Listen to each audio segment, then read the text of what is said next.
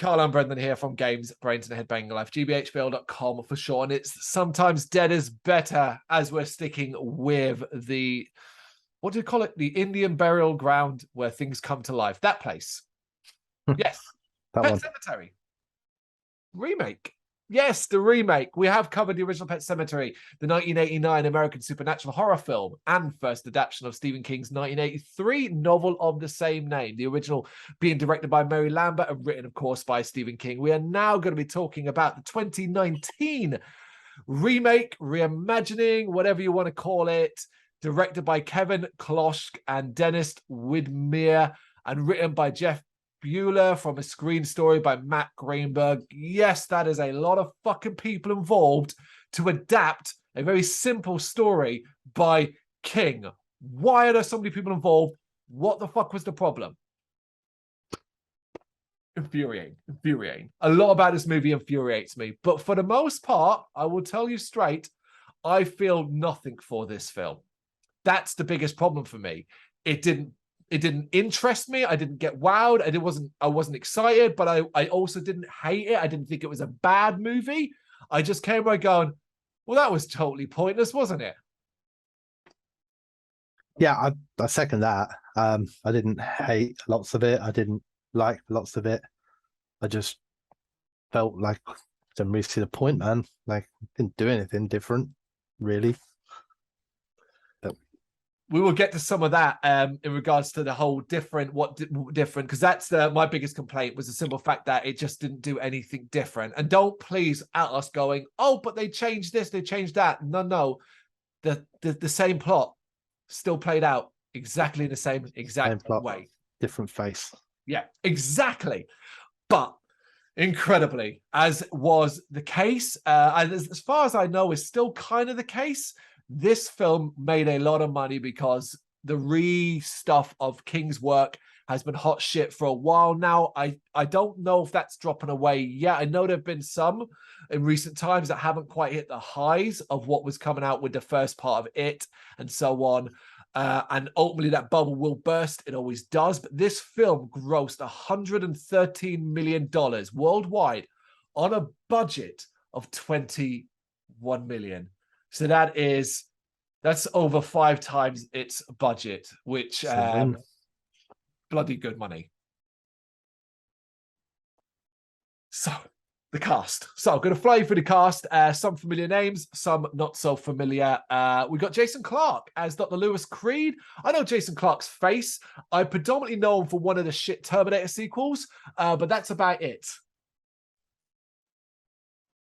Oh yeah, I'm probably exactly the same. I recognised him. I was like, oh, I recognise you. Anyway, that was it. Move on. Amy Siemtes as Rachel Creed. I don't know her. Nah. Sonia Marie Chirelia as young Rachel. John Lithgow as Judd Crandall, probably the most recognizable actor and name in this movie. Of course, John Lithgow is a famous actor across films and TV, has been in a lot of stuff I've enjoyed, been in a lot of stuff I've hated. And when I initially, because when we watched this, now we did both watch this many months ago, so we are kind of having to do a bit of memory stuff here as well as notes. But when I saw his name in the credits, I hadn't seen this film up until we decided to do it for this series. I'd always avoided watching it, didn't see the point. So when the credits came up and they're coming up with names and I see John Lithgow, I remember saying to my wife, oh, fucking sweet. Like, if he's going to play Judd, I'm excited for that. And I just said to her, I just hope he doesn't put on a really shit accent. How disappointing then is it that his character or his role is just so fucking bland and boring and forgettable. Oh my God, that drove me nuts. Yeah, I mean, I agree with you, like, as in, yeah, there's not a lot of meat to what he's got to do.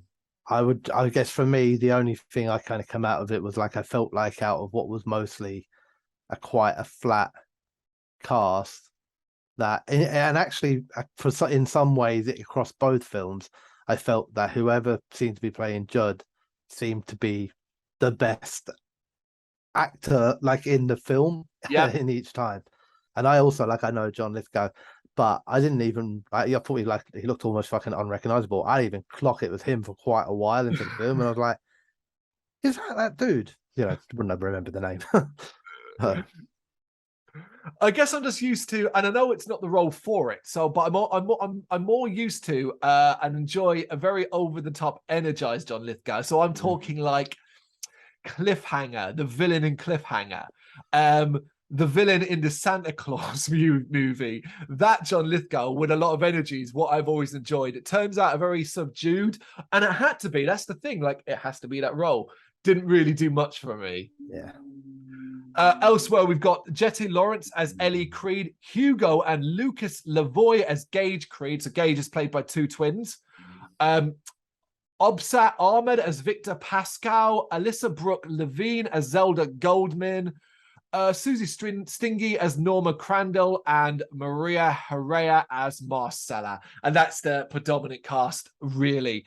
Before we get into the story, we are going to pull out some of facts that I pulled and chosen that I thought were interesting based off what I think our opinions or thoughts might would be. So it's really interesting as why this even comes about, why this remake exists.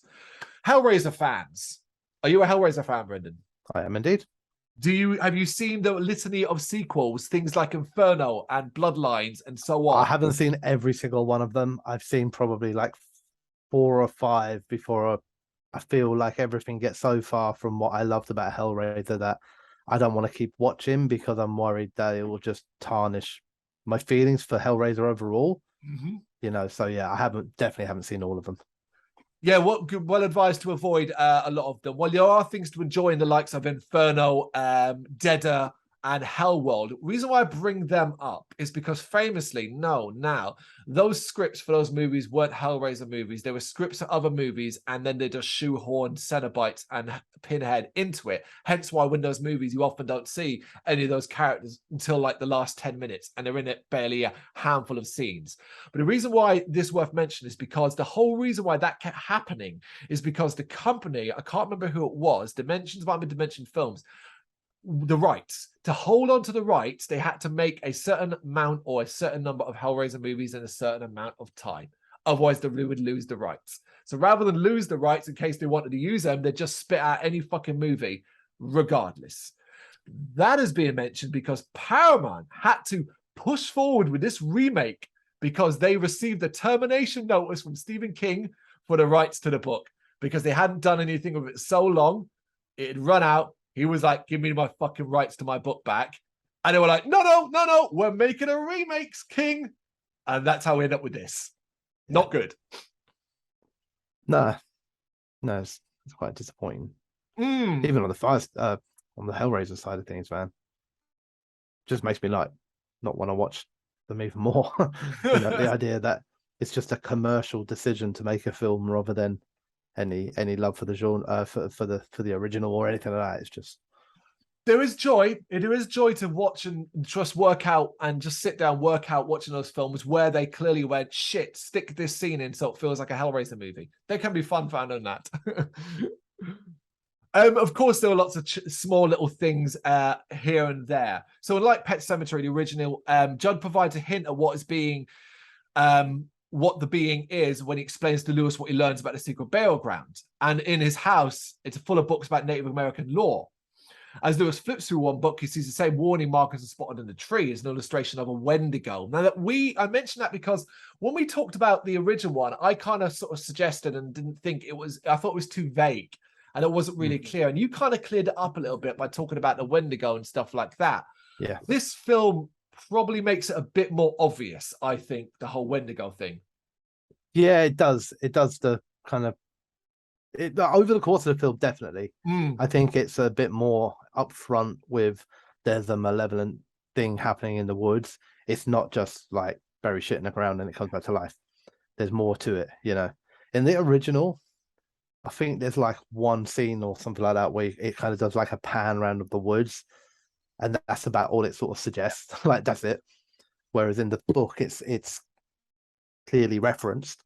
And in this, I think they did a better job at suggesting this isn't really like hallowed earth. It's not about that.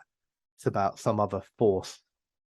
It's exactly that. Yeah, you've nailed it completely. Yeah, in the original, it was kind of noises in the woods. They stop, and Judd looks a bit like, ooh. In this one, I know they do a pan shot from up high to give you an impression of a shadow in the distance. So this next part I pulled out because fuck you, you're talking shit, mate. So all the changes from the novel were driven by the desire to find a new angle on a familiar story, says Kevin Kolsch, the director, or one of the directors. When you're making an adaptation, you want to do as much new, fresh things that you can because there's already an existing movie. But at the same time, you want to make sure that you're staying true to the essence of the book so that people still feel like they're getting Stephen King's Pet Sematary. You did neither. You didn't stay that true to the essence of the book, and you did not offer me anything fresh. New is not fresh. There was new things, but it weren't fresh. It was still, as Brennan said, what he literally said at the start. Same shit. It's a strange take, actually, as well, I think, from a person to say, because a lot of the time only, and again, I'm talking within a small subset of films that I watch, but I often hear the reason for like maybe redoing a King adaptation is because the first one didn't stay true enough to the book, rather than saying like, you know, oh, there's already one out there that's true to the book. Because actually, for the most part, the original Pet Sematary isn't really true to the book either. So actually, this is just another adaptation. You know, the first one, I would imagine whoever directed, I don't remember the name of the director for the first one, but whoever directed the first one probably Barry Lambert said the same thing. It was like, well, I didn't want to do exactly the book. These guys go, well, I don't want to do the first film or the book. And it's like, well, what's the point then? Don't say this is a new film set in and around the idea of King's Pet Sematary. When Pet Sematary 2 has more originality, you have really fucked up, because you had the money. $21 million is not chicken feed, man. You had the money to just go, oh, you know what? Let's, as you said, keep it in that world, but do our own story. Yeah. So the movie obviously ends ambiguously regarding the fate of Gage. However, it doesn't really. That's the thing that really annoyed me as well, because this movie begins in a trope that I despise in all, not just horror, all, which is actually technically opens at the end, because at the beginning of the movie, it shows you the aftermath of the final scene, namely a small bloody handprint on the car window with a trail of blood leading up the front porch. So by you opening that way, your ending isn't ambiguous because you put the two together and you've got the fucking ending. Plus, by starting it that way, now you can say, oh, you know how Pet Sematary goes. But bear in mind, I didn't. I was expecting or hoping something fresh or different that I did not expect everybody dies at the end crap. So the fact you start with that, I'm like, oh, cool. Everybody dies then, pretty much. Hate that. Yeah, the only thing I thought, and I don't say this as in I think it was a clever move because I didn't, was I thought they were being clever. I mean, there's other changes going to come up, one massive change in particular. Yep. And I thought that's what they were trying to be like subtle there. Oh, is that Evil Gage's hand or is it not? But I didn't find it clever. That's what I took from it. So that, you know, if you know the original, you go, is that Gage's handprint, the little fucker? You know. No, that's fair. That's absolutely fair, because ultimately you are right. This film's big twist, if you want, or big change is who actually dies at a certain point. But we'll get to that as we go along. The last thing I'm going to mention is that I didn't notice it until I read it, so I guess it's not that big of a deal. But there's a big piece missing from this film that existed in the original, and I think, I mean, you might know better than me, existed in the book. But what they removed from this is the bad blood that exists between Rachel's parents and Lewis. Now, the writer says that there is a small remnant of it where you can see the father-in-law give Lewis a dirty look at the funeral. And that's a tip of the hat to the subject matter. But that's the only thing they did. And they say, you went on to say, I would love to have put it in a movie, but we didn't really have room for it. Now, I'm no, this is not what I'm going to get on them about. I don't necessarily think it was that important to keep. I don't think it added anything in the original and was dropped like at a certain point in the original as well. So I'm kind of okay with it. Yeah. I mean, it made sense in the book because it's a King book. And as we know, King books are heavy on character development. So just the fact that they live in our house isn't enough for a King story. And rightly, it shouldn't be. The reason they live there, the reason he doesn't go to Thanksgiving or whatever it is you know, it's a story, so therefore it needs backfilling. They do cover obviously quite in depth, really, in the first movie. To be fair to them, I think it's a fair very, few very scenes. fucking clear. There's bad blood between her family and why as well. You know, which is the whole moving her out of state and failed doctor and all this sort of stuff. You know, What I'm confused about, right? Maybe this is, I don't know if you noticed, I couldn't work out what they replaced it with. So, like, those scenes in the original probably amount to maybe, let's say, 5 minutes worth. The funeral scene, the telephone calls, and so on. Maybe even less than 5 minutes. It's not much, but this film is not any shorter. What did they replace it with? I can't I mean, work out. yeah, no, there's a few additional scenes in this that weren't in the first one. One of them being how they find out about Pet Sematary, that it exists. So you know that's like they didn't really do anything like that in the first one at all. In fact, actually, we might sit slightly on a different side of the fence on this, because while I didn't think it amounted to much. I always used to find, I think we said it in when we did the run through of the first movie. I think I said it then, that I always thought it was such a fucking weird thing that Judd, who knows how bad this Pet Cemetery is like, hey, come, let me show you something. Why the fuck could you show them, you stupid prick? We did rant and rave about this. We did. So I thought this was a more sensible way for them to find out that the Pet Cemetery approached by going, hey, where are they going? Yep. Rather than him going, oh, there's a really bad thing around here. Definitely don't bury anything here, but I'll just bring you all and show you what it is. Like, that's such an oddity in the first movie. Well, this has oddities as well. I'm grown because when you start talking about that, I remembered. So let's get into this, right? I'm going to fly through a little bit of the story. So basically, Lewis Creed is an ER doctor from Boston, Massachusetts, moves to the small town of Ludlow, Maine, with his wife Rachel, her 2 young children, Ellie and Gage, and Ellie's pet cat Church. I like the location. It immediately set me on the back foot because I was like, could you not have even made that? It looks too similar. Like, do you know what I mean? Like, it's still too similar. I'm like, that feels too Pet Sematary. Like, not shot for shot, but I feel like I'm going that direction. I would have liked something a bit different, a bit more modern, maybe. Small complaints. Small complaints. I only care that it's set in Maine. If it's not set in Maine, then I'm out. Oh yeah, of course, of course. I forget. Oh, but yeah, then admittedly the original wasn't, but they made it look like Maine because King was blown away by that, of course. And then we've reached the first bit of where I watched it, and I remember just going, rolling my eyes, because as they explore the woods, Rachel and Ellie stumble across a funeral procession of children taking a dead dog to the cemetery called Pet Sematary. And I thought this was dumb. I thought it was dumb because of the masks. These kids all have haunted, scary masks. I'm like, the fuck am I watching? What is this? What is this? I agree 100% that it's dumb. This is the thing. I just think it's a better way to figure out there's a pet cemetery is by seeing someone going to it than for him telling it. But it is dumb, and it still makes no sense logically, because aside from the mask, and they purposely, like, one of them turns around to look at the family, it's meant to be creepy, but it's not realistic then, because if they were taking their dog to be buried, they probably wouldn't be stopping to creep people out on the way. But also, what doesn't make sense is that if everybody knows about all the bad shit down there and Judd knows about it, why is he all like, yeah, go and bury your dog?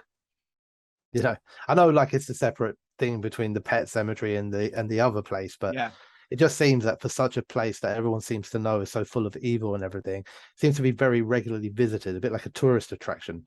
Move it. Yeah, block it up, do something. Fucking pave over it, make it a swing park, whatever, but move it, or just fucking wreck it, and then move the cemetery to somewhere else, somewhere that isn't so close to the freaking haunted burial grounds. At the University Hospital, following suit with the original, Lewis is left shaking after he fails to save the life of Mr. Pascal, a student who was fatally injured after being struck and dragged by a vehicle. Similar to the original, I did like this scene. I like the gore effects. The actor that plays Victor Pascal in this film is a lot better, but underutilized compared to how Pascal was used in the first. I would agree with all of that. Mm-hmm. Of course, he experiences a vivid dream where Victor leads him to the deadfall, which is at the back of the cemetery. So exactly what you know with it, the big old twiggy part, and warns him not to venture beyond.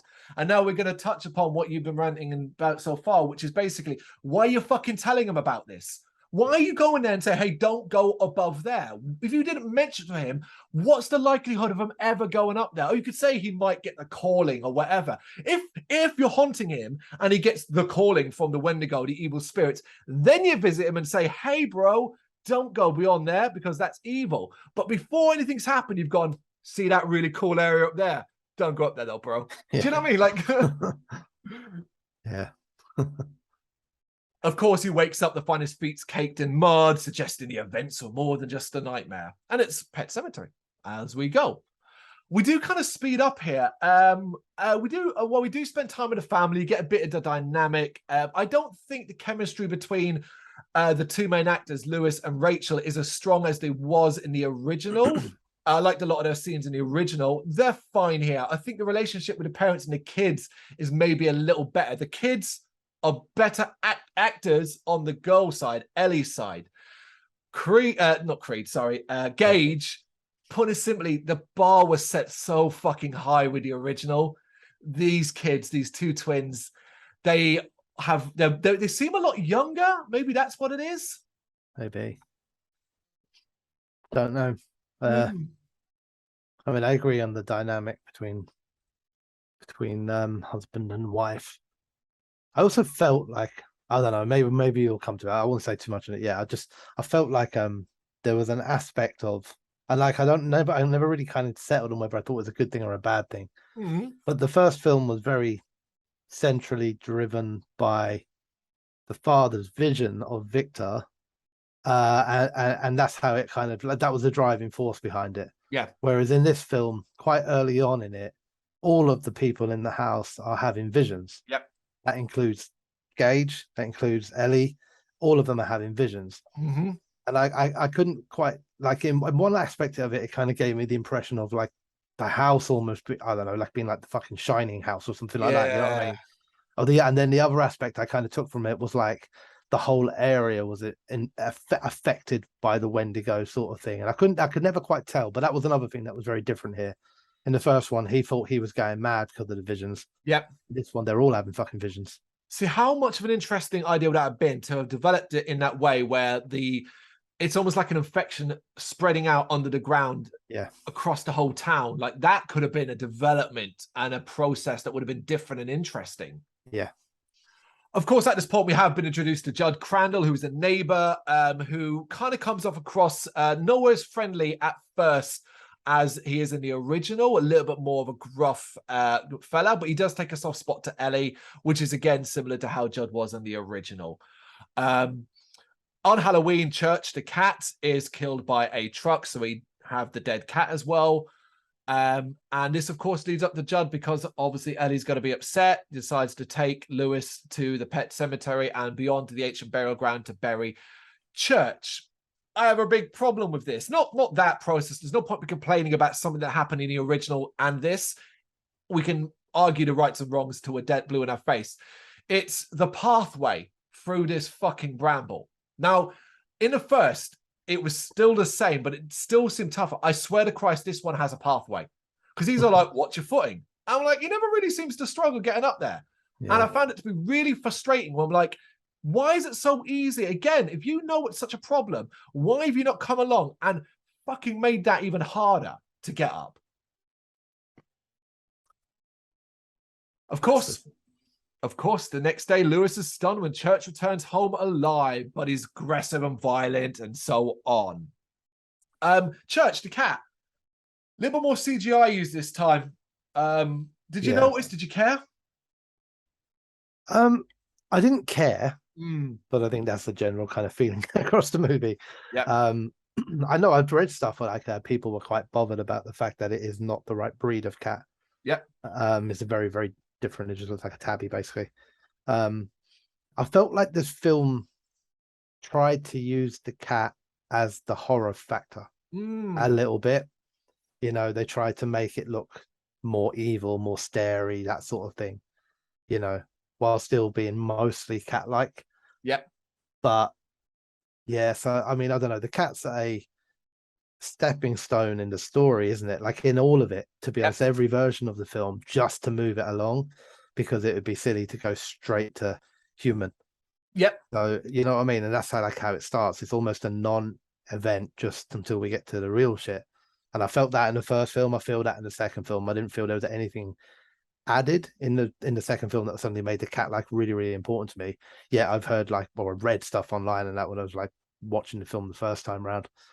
About how a lot of people were like, the cat's fucking evil. The cat is the real win in this film, and I didn't get that from it. No, I agree as well. There was a cover. I don't know if it's the official cover, but it was a cover that had the cat front and fucking center. And I was like, all right, didn't realize he was the star of the film, but fair enough. Let's rock and roll then. Of course, after this happens and after it attacks Gage, Judd then reveals into Lewis about the burial ground, the spirit known as the Wendigo, and so on, hoping that church would have returned the same, but nothing ever good comes back. We get less of this. We don't get flashback history related here. We just kind of get spoken stories about others and the stuff we got in the original. Yeah. But yeah, Lewis does try to euthanize Church, but Church is basically a zombie. So instead, Lewis drives him out of town and just leaves him on the road. It's like, yep, there you go. That's it. You're free. Go have fun. And that seems to be it. As we cut to an indeterminate amount of time later at a birthday party, and we seem like we're building up to the Gage death, the original Gage death being hit by the truck and so on. Because, of course, although we've not noted it, the trucks are still slamming down that road. It is worthy of criticism. I realize it's a story thing more than anything else, but they lived at that house a couple of months by the time this party comes around, and he has not attempted to even build a fucking fence around his garden. Yeah. Yeah. Oh, it's genuine. I mean, when you come for things trying to settle into reality, yep. I don't think anyone in the world has a toddler playing in their front garden near a road like that. Yeah. It is. So it's talk about irresponsible drivers, man. These fucking lorry drivers that use that road in every one of the films are. Then they need to look at themselves, really. yeah, for sure. But it's not Gage that gets killed. Of course, this is the big surprise that this is the major selling point of the movie, which is Ellie ends up spotting Church in the road as the cat returns and rushes to him, but ends up being killed by a tanker.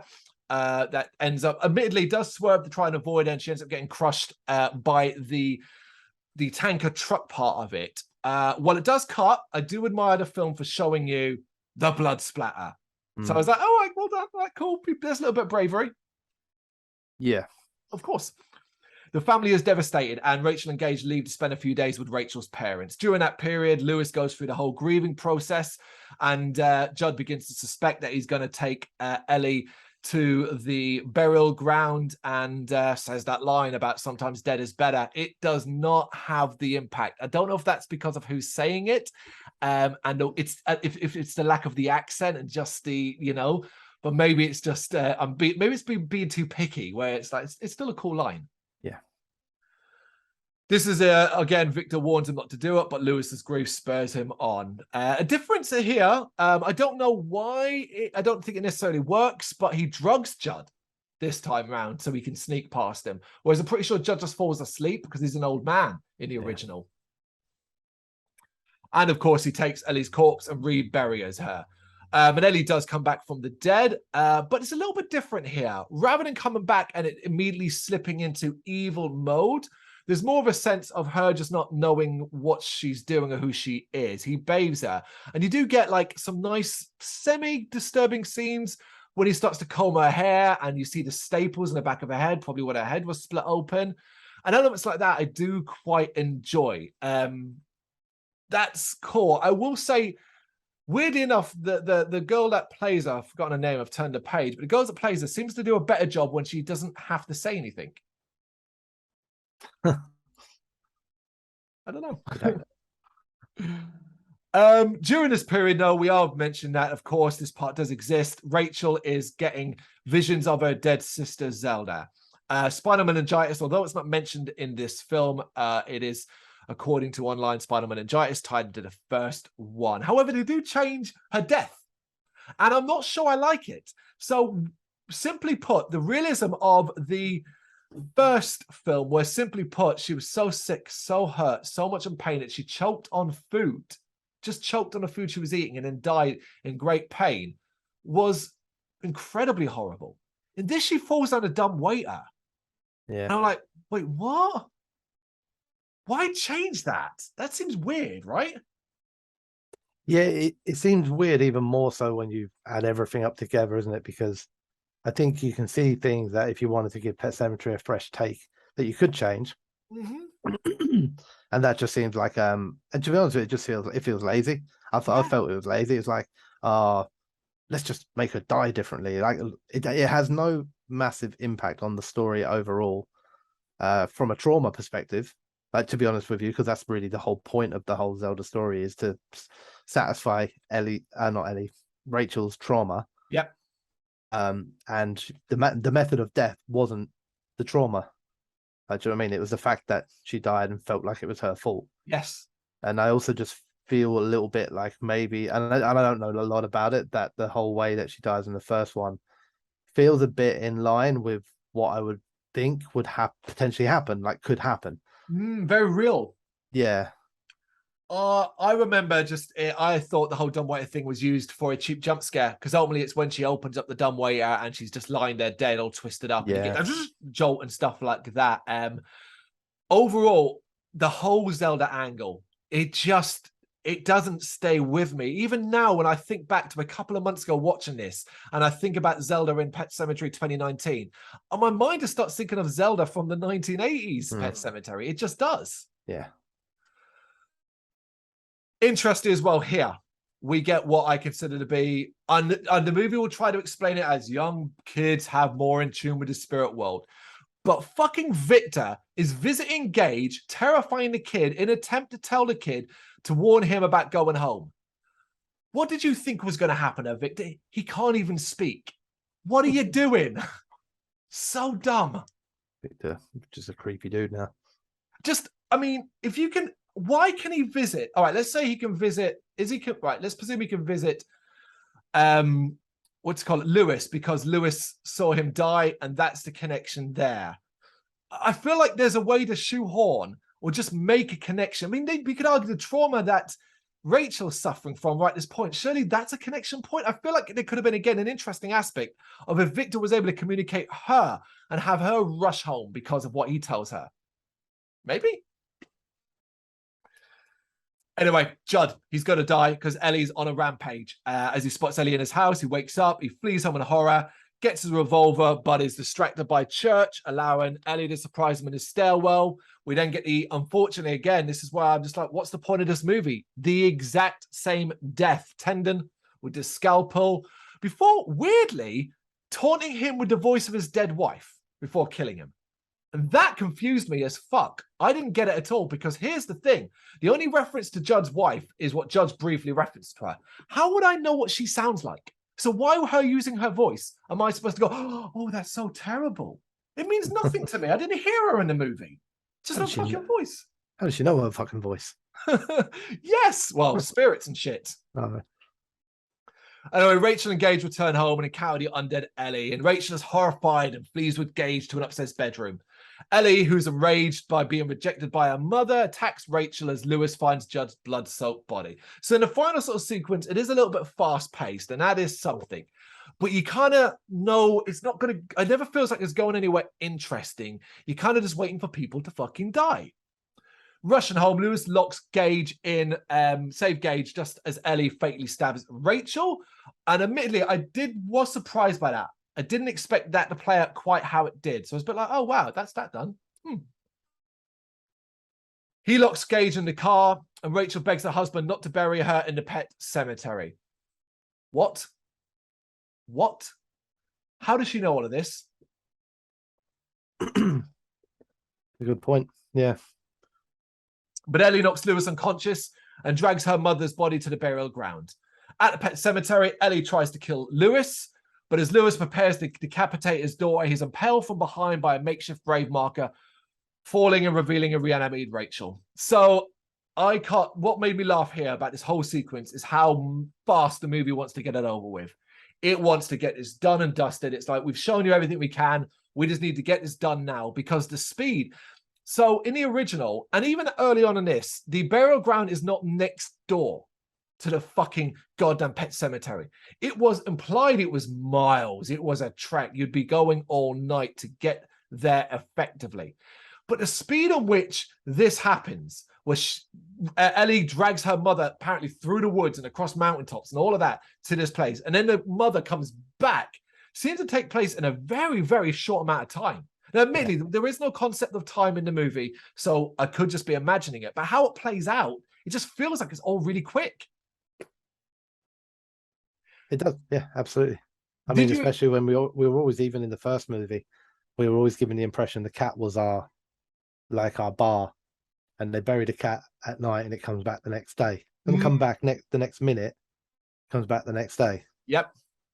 Yeah. So this shit needed time to work.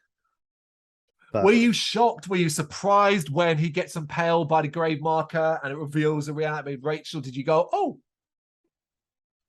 I went, ooh.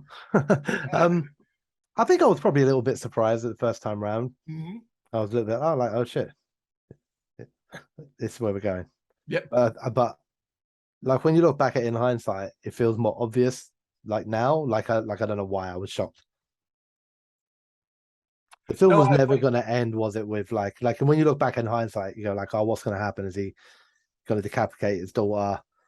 Then I don't know, run and get in the car, and they all lived happily ever after. You know, like in hindsight. In hindsight, yeah. But now, knowing what I know now, I almost would have preferred that. Not that I think that would have been good. I don't think it would have been good. But at least I could be like, well, that was completely fucking different. Thank you for that. But regardless, Ellie and Rachel drag Lewis away, and of course, he's buried. We then see them returning. Bear in mind, this is all now still at night. We are coming to morning, but it's still the same night. And they set fire to Judd's house before they approach the car. And the end of the film is Lewis peering into the car at Gage before we hear the beeping sound of a car door unlocking.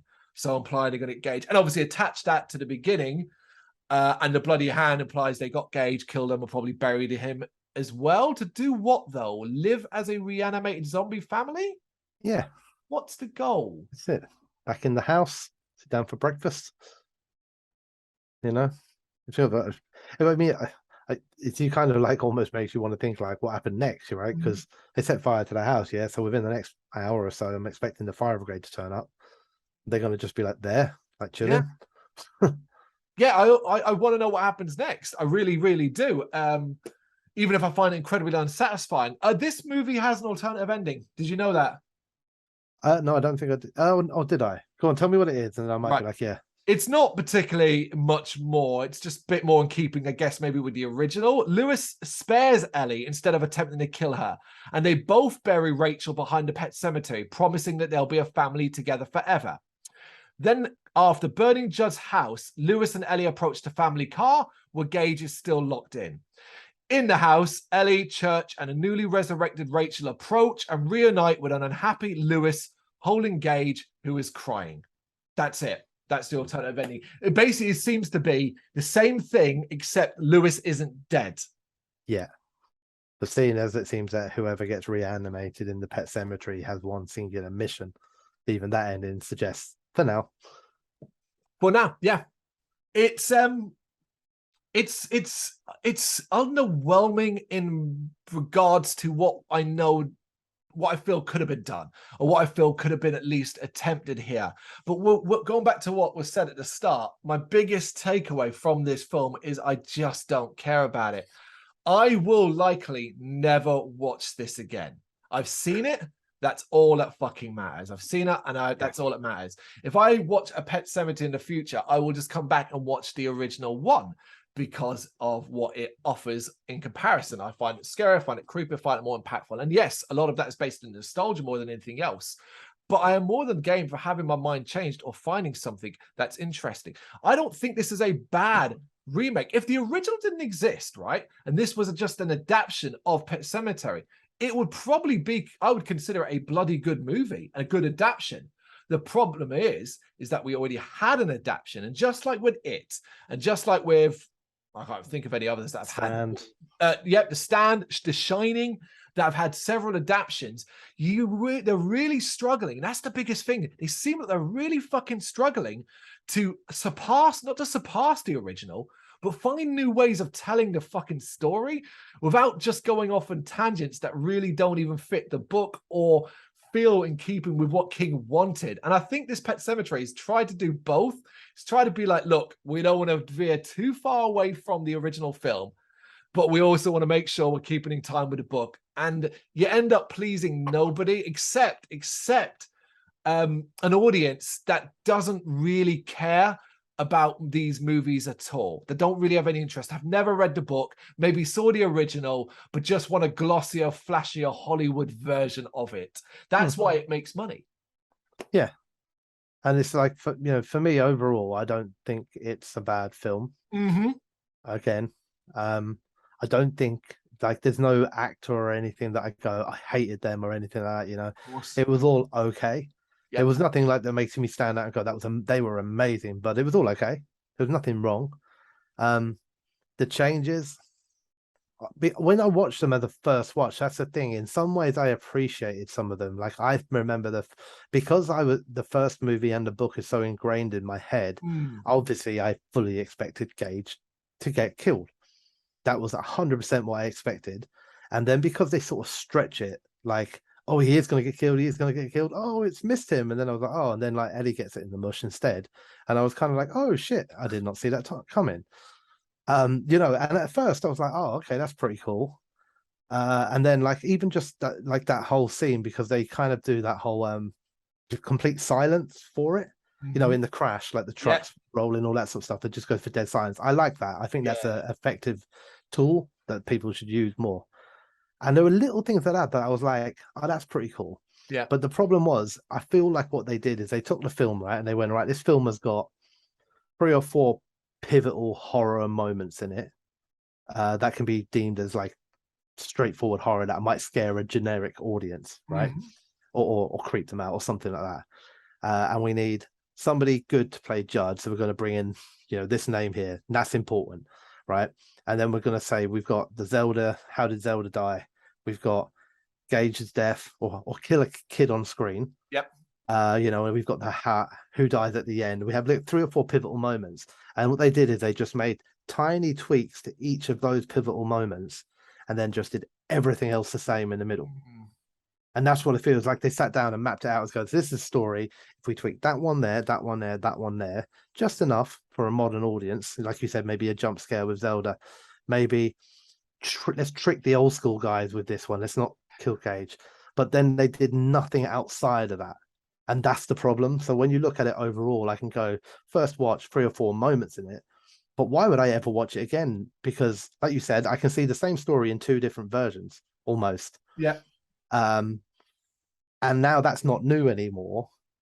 I kind of would like, let's go back and watch Gage kind of again, the little moments I did appreciate were few and far between. Probably the most of that was the fact that the Wendigo is focused on slightly more in this, not massively, but enough. A little bit more detail on that is certainly nothing to complain about. Yeah. But like we're talking like we're picking tiny, minuscule moments out of a relatively lengthy, it's not that lengthy, but a long enough film. It was long as enough. The best moments we can kind of take out of it. So the problem for me will always be, and it's not just that this film that falls to it, I'm sure for you, the word remake is a terrifying thing, because you run 2 risks, right? You're either boring because you don't do enough different, or you change so differently that you go too far from the original story that you can't truly class this as a remake. This is fucking mental. And there's a very fine line with a remake to satisfy, and this one is way too far on the, oh, we didn't change enough. That's it. They needed to be a little braver, I think. Braver is the important word. It really, really is. I think you're absolutely right.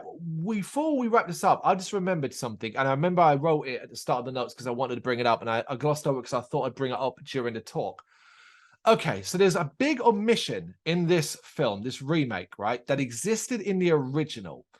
And I was critical of this in the original, saying it made no sense and could have been cut. It's completely cut from the remake, and I think that's a good thing. But I'm 99% sure you have a different opinion on its existence in the original because of the book, and that is everything surrounding Missy. Yeah, I mean, in a way, it would have made more sense to have that in the second film, because in the book, Yep. Missy is used as a tool to help explain the fact that it doesn't necessarily reference it exactly, but there's a lot of things that happen in the book to give you the idea that this Wendigo, this thing, this evil was spreading, and it was affecting more than just this one fucking cat and kid. Like, you know what I mean? It was Poison. everywhere, and it was around them. Like, yeah, like you said, poison in the grass or in the ground or in the air or whatever. And so Missy is an important factor of the book. And in the first film, they fucked it because they tell her story and they tell it well, but they don't give you the Wendigo stuff, so you don't understand what the point of it is. Yeah. It's like, I'm in pain. Then later she's committing suicide. And then you put that though into this one, right? And you say, right, you get the Wendigo references, you get the creepy procession, like whatever we think about it. But when you start putting this all together, you get the sad stories from Judd, the badness. Then you get all the stuff that's happening. You get the visions, and you've got Missy. I think it would add to the fact that this area is bad, cursed. Yeah. Like, yeah. So in a way, like, you're right. I didn't miss it, really. I think, but I think, like, if it fits in any of these two films, it fits in this one more than it does the first. Yeah, had they done it in the way you're sort of describing, and maybe not been on the nose of it, but hinted throughout that it was a spreading disease. Yeah, like Chuck. I mean, like you said about being brave, like, you didn't even have to use Missy. They could have done a couple of short kind of things of other things that have happened in the area. Do you know what I mean? Because then you could also tie that into this, because you just get my mind sparking now about different ideas. But the idea that perhaps when these truckers reach the outskirts of the town, a sense of foreboding comes over them to such an extent that they speed up because they want to get through it and don't really know why. That's it, man. Remake 3 coming from GBHBL. That's Pet Sematary 2019. We both sit very much on the fence, not on the fence, but in the middle on this one. Neither bad, neither good. You can enjoy it if it's your jam. If you don't, you're like us. It's just one of those where if it was a tier list ranking, I'm pretty sure this didn't rank. I don't even know if we didn't include this one because we hadn't watched it at the time. So I don't think we included this one, but it is middle of the road on that, literally middle of the road. Don't get run down by a truck. Got any thoughts on it? You agree with us, or do you love it? Do you love it? Do you think it's better than the original? I'll be fascinated to hear a comment like that. Let us know what you think, though, in those comments. Thank you very much for watching. If you liked what you saw, please help us out by giving us a thumbs up and hitting that subscribe button. If you really liked what you saw, consider donating to keep the website and channel running by buying us a coffee via our coffee page or picking up some merch from our Big Cartel store. You can check us out on gbhbl.com as well as via our social media, Facebook, Instagram and Twitter, as well as listen to our interviews via SoundCloud, Apple Music and Spotify. Just search for GBHBL. Games, horror and heavy metal. What else is life for?